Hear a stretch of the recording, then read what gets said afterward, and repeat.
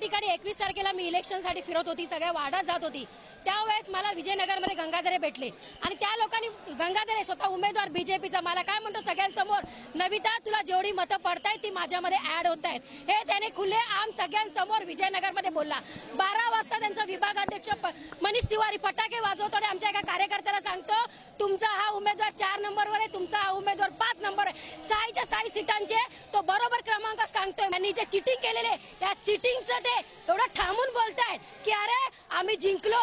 कधी बोलता 21 तारखेला आमची मागणी आम्हाला फेर मतदान पाहिजे। माझ्या ईस्टला बीजेपीची शाखाही कुठेच नाहीये। 5 वर्ष नगरसेविका मी होते, नगरसेविका म्हणून मी काम केलेलं आहे। बीजेपीचा एकही कार्यक्रम कधीच झालेला नाही। तिथे लोकांची नावं वगळले गेले। एक आई वडिलांचं नाव माझ्या 105 ला आहे, बहीण भावाचं नाव 106 ला आहे। हे सगळं बीजेपीने चुकीचं केलेलं आहे आणि ती उमेदवार कुठेही नाव नाही तिचं, कुठेही काही नाही आणि ती 9,000 मतांनी निवडून येते। हे शक्यच नाहीये, होऊच शकत नाही आणि आम्हाला फेर निवडणूक झालीच पाहिजे। आम्ही मागे हटणार नाहीये। सगळा मशीन मध्ये घोळ आहे। एक तर पहिले प्रथम मशीनचा गोल आणि मतदार यादीचा गोल आणि बीजेपीकडे पुरेसे कार्यकर्ते नसताना त्यांना 10,000 मतं 7,000 मतांनी जिंकतात, 5,000 मतांनी जिंकतात।